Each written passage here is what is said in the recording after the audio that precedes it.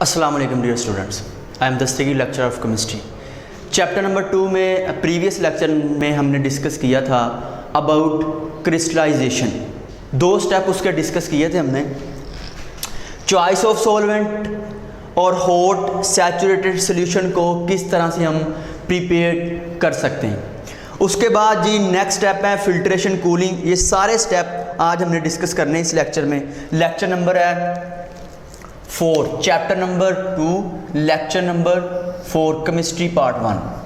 Clear जी। Filtration के बारे में, cooling, collecting the crystal, drying, फिर उसको डीकलराइज अगर उसमें कलर आ गया। और 2 टर्म्स हैं, मदर लिक्विड क्या होता है और फिल्टर केक क्या होता है। क्लियर जी। तो डियर स्टूडेंट्स, प्रीवियस लेक्चर में हमने डिस्कस किया था कि हॉट सैचुरेटेड सॉल्यूशन को किस तरह से प्रिपेयर किया जाता है बीकर में। पहले हम रूम टेम्परेचर पे जो बनाते थे वो जितना मैक्सिमम डिज़ोल्व हो जाता था उसके बाद डिज़ोल्व नहीं होता था, उसको हम कहते थे सैचुरेटेड सॉल्यूशन। जब सैचुरेटेड सॉल्यूशन को बीकर जो है वो बंसन बर्नर के ऊपर रख के उसको फर्दर हीट करते थे, तो जब हम उसको फर्दर हीट करते थे तो उसकी जो सोलोबिलिटी है, सल्यूट की सोलोबिलिटी, वो बढ़ जाती थी। अगर 25 पे रूम टेम्परेचर पे वो कम डिज़ोल्व हो रहा है तो जैसे जैसे हम नीचे से उसको हीट करेंगे उसकी सोलोबिलिटी बढ़ जाएगी। जितना मैक्सिमम वो अब हीट करने पे वो डिज़ोल्व हो रहा है, उसके बाद अगर डिज़ोल्व होना बंद हो जाए, ठीक है, तो उसको हम कहेंगे सुपर सैचुरेटेड सॉल्यूशन। उस हॉट मैक्सिमम सल्यूट की जो सोलोबिलिटी है वो कैसे बढ़ती है? टेम्परेचर बढ़ाने से। अब जैसे ही हम सल्यूट ऊपर से डालते रहते हैं, नीचे से हीट करते रहते हैं, उसकी सोलोबिलिटी बढ़ती रहती है। जब वो अच्छी तरह से मिक्सड अप हो जाए तो हमने क्या करना है, क्योंकि उसमें उस सल्यूट में अगर वो आपके पास NaCl है या आपके पास बेंजोइक एसिड है, क्लियर, जिसके भी आपने क्रिस्टल बनाना है, ये शुगर है, तो उसमें अगर कोई रेत वगैरह होगी या कोई भी इम्प्योरिटी होगी वो इस सॉल्वेंट में, ठीक है, वो डिज़ोल्व नहीं होगी, लेकिन NaCl, शुगर और जो भी बेंजोइक एसिड है वो गर्म करने पे क्या हो जाएगा कि वो मैक्सिमम डिज़ोल्व हो जाएगा। क्लियर। उसके बाद हमने इसी हॉट सैचुरेटेड सॉल्यूशन को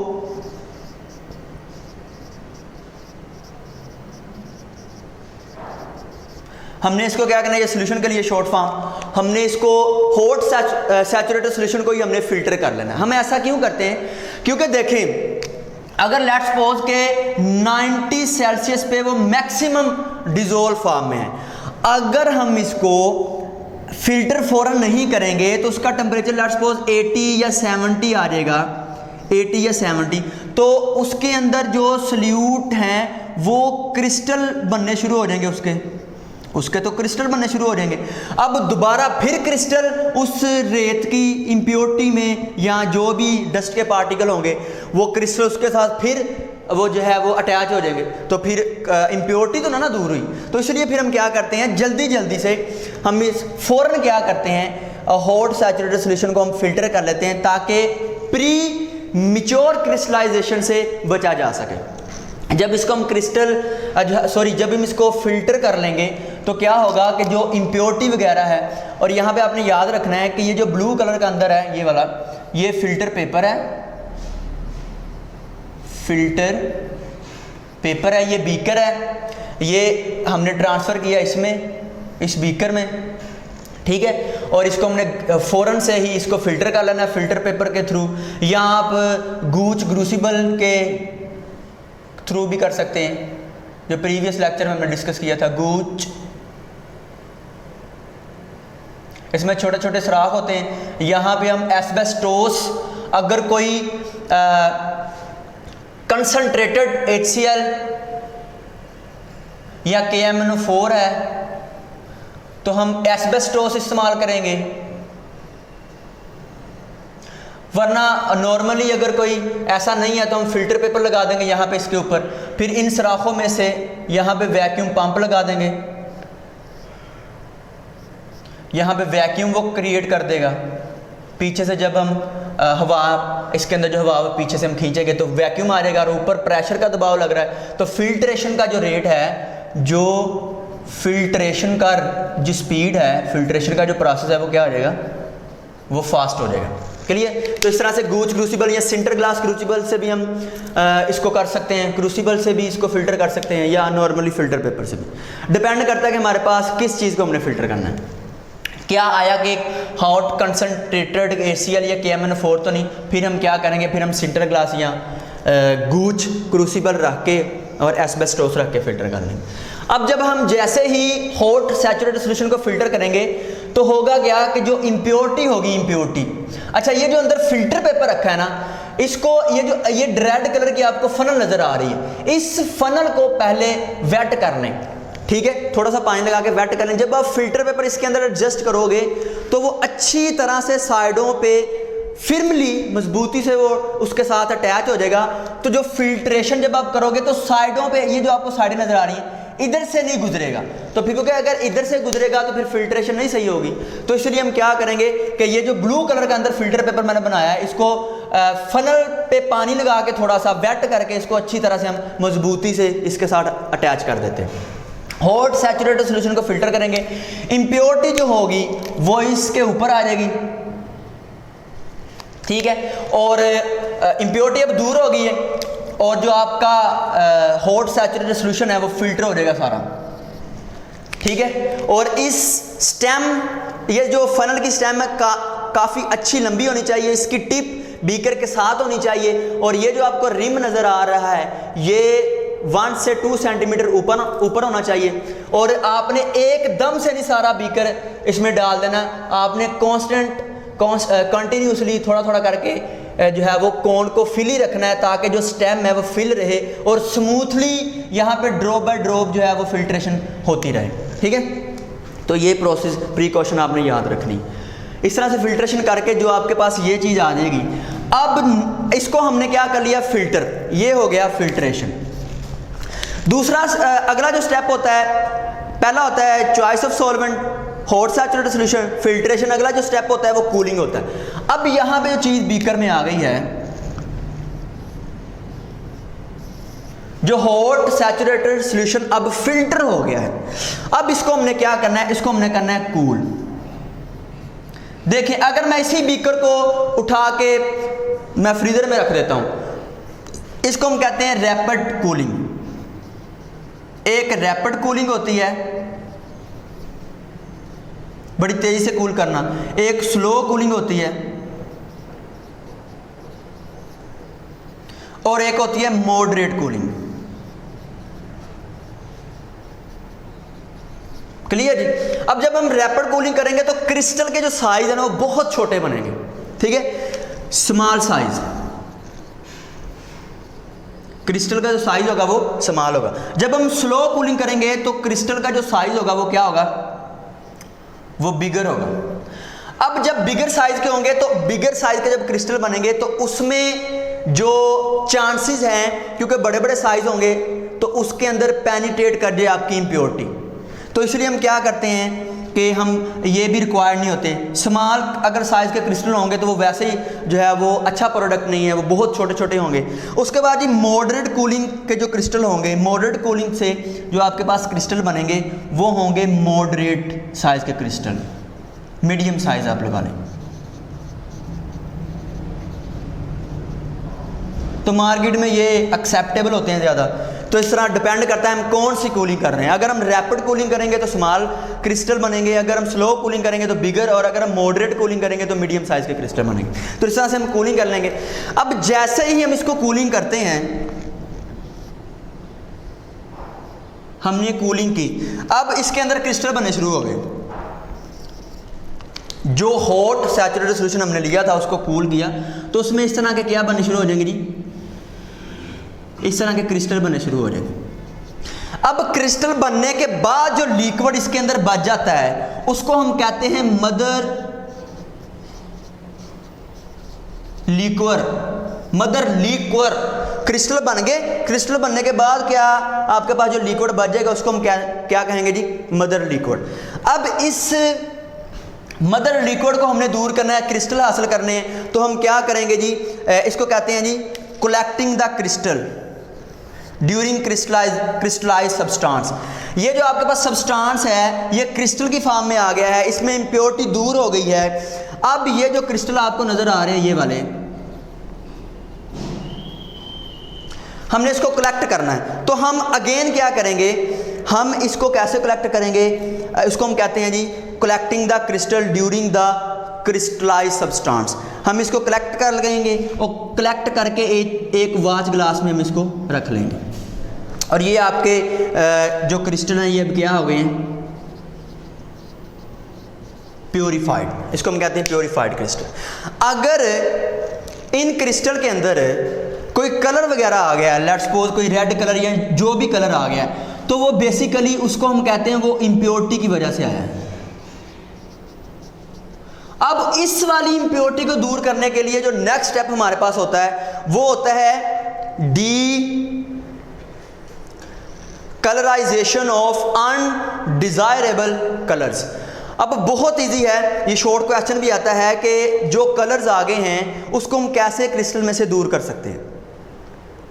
ठीक है, अच्छा एक मैंने आपको एक चीज़ बतानी है कि जब आप दोबारा, ये आपने मदर लिक्विड का सीख लिया कि मदर लिक्विड क्या होता है, जब आप क्रिस्टल बना लेते हो तो जो लिक्विड बचता है उसको मदर लिक्विड कहते हैं। फिर हम क्या करेंगे, इस प्रोसेस को दोबारा फिर हम क्या करेंगे जी, हम इसको फिल्टर करेंगे।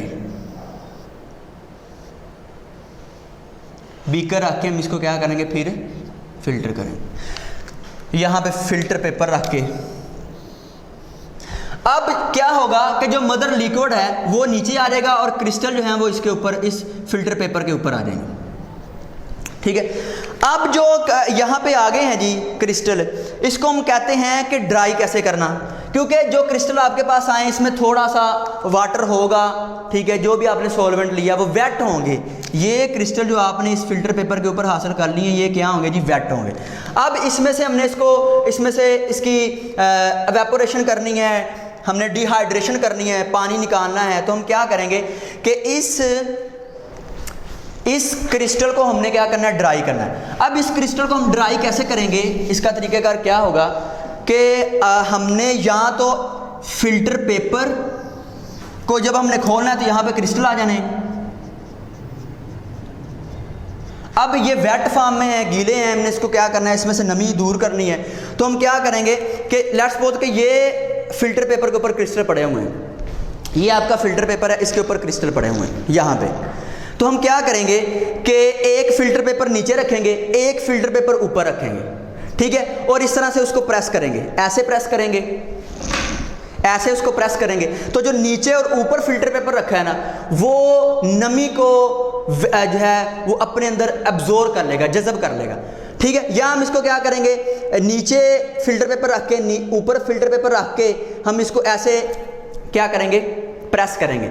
लेकिन क्या होता है कि प्रेसिंग से जो क्रिस्टल है ना वो टूट के पाउडर फॉर्म में कन्वर्ट हो जाते हैं। इसके डिसएडवांटेजेस हैं। जब अब क्रिस्टल को क्या करते हैं, ड्राई करते हैं, ड्राइंग क्रिस्टल। ड्राई में क्या आता है, फिल्टर पेपर अगर यूज़ करें तो उसका क्या डिसएडवांटेजेस है। अगर हम फिल्टर पेपर यूज़ करके उसको ड्राई करें तो इसका क्या नुकसान है। नंबर 1, जो आपके क्रिस्टल होते हैं वो क्रश्ड हो जाते हैं, यानी कि वो पाउडर उसका बन सकता है।